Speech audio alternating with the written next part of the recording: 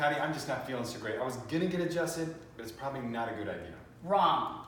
That's the wrong kind of thinking. When you're not feeling good is exactly when you need an adjustment. The body responds so well to chiropractic adjustment when the immune system is compromised. Actually, Dr. Patty's right. They've done lots of studies where they show that after an adjustment, your thiol levels increase, which means your immune system is increasing.